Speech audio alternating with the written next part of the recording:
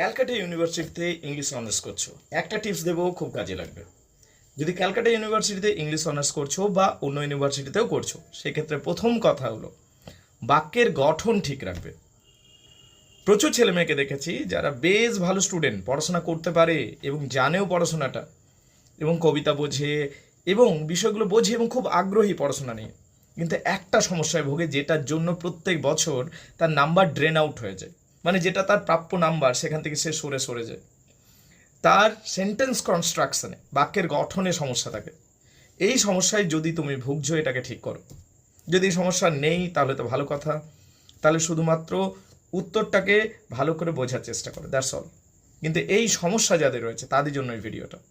বাক্যের গঠন যদি ভুল হচ্ছে তাহলে কিন্তু মহা মুশকিল। হ্যাঁ, স্পেলিং মিস্টেকও একটা সমস্যা বুঝলাম, কিন্তু স্পেলিং মিস্টেক মানে বানান ভুল একটা কম গুরুত্বপূর্ণ সমস্যা, কিন্তু তার থেকে হাজার গুণ বেশি গুরুত্বপূর্ণ সমস্যা হলো সেন্টেন্স কনস্ট্রাকশনে গন্ডগোল। বাক্যের গঠনে যদি ভুলভাল করে দাও, বাক্যের গঠন যদি তুমি ভুল করে দিয়েছো, তাহলে কিন্তু তোমার যে প্রাপ্য নাম্বার সেটা এক ঝটকাতে অনেক কমে যায়।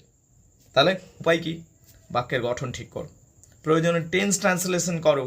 ছোটোবেলাতে আমাদের যখন বানান ভুল হতো, প্রয়োজনে বর্ণ পরিচয় দিয়ে প্র্যাকটিস করতাম আমরা, ঠিক সেই রকম। ভেবো না যে আমি ইংলিশ অনার্স করছি, আমি হনু হয়ে গেছি, এমনি কিছু ভাবো না। বাক্যের গঠন ভুল আছে, ওটা জন্য তোমাকে টেন্স ট্রান্সলেশন প্র্যাকটিস করতে হবে। প্রয়োজনে স্থানীয় কোনো শিক্ষক মহাশয়ের সাহায্য নাও, টেন্স ট্রান্সলেট ধরে প্র্যাকটিস করো প্রত্যেক দিন 15-20 মিনিট করে।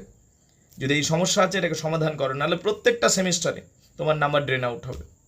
এটা একটা ছোট্ট সমস্যা, কিন্তু এটা মারাত্মকভাবে ক্ষতিগ্রস্ত করে ইংলিশ অনার্সের রেজাল্টকে। তাই ক্যালকাটা ইউনিভার্সিটি যদি ইংলিশ অনার্স করছো, তাহলে প্রথম কথা হচ্ছে বাক্যের কনস্ট্রাকশন ঠিক করো। মানে প্রত্যেকটা প্রফেসর, প্রত্যেকটা লেকচারার একটাই জিনিস এক্সপেক্ট করে, ইংলিশ অনার্স করছো না, স্যাররা চায় না যে তুমি একটা আহামরি উত্তর লিখে দেবে, এইটা স্যাররা চায় না। স্যাররা চায় যে বাক্যের গঠনগুলো যেন ঠিক হয়। এই বাক্যের গঠনে যখন তুমি সমস্যা রেখে দাও, স্যাররা সেটা কিন্তু আর ক্ষমা করে না। হ্যাঁ, তোমার উত্তর বুঝে গেছেন স্যাররা, কিন্তু তুমি যে বাক্যের সাধারণ বাক্যের গঠনগুলোতে তুমি ভুল করছো, সেখানেই তোমার নাম্বার ড্রেন আউট হয়ে যাচ্ছে। তাহলে first of all please pay attention to the sentence construction. তারপর পড়াটা তো বুঝতেই হবে ভালো করে। নোটস না হয় মুখস্থ করলে, কিন্তু পড়াটাও বুঝবে ভালো করে। এবার নোট মুখস্থ যদি করো, শুধু পড়া মানে পড়াটাকে না বুঝে, তাহলে একটা সমস্যা হয়। পরীক্ষা হলে কি হবে, পরীক্ষা কক্ষে যখন তো পরীক্ষা দেবে, অর্ধেকটা মনে পড়বে আর অর্ধেকটা ভুলে গেছো। তখন এমন ভাঙা ভাঙা বাক্য লেখা হতে শুরু করবে, মহা মুশকিলে পড়ে যাবে।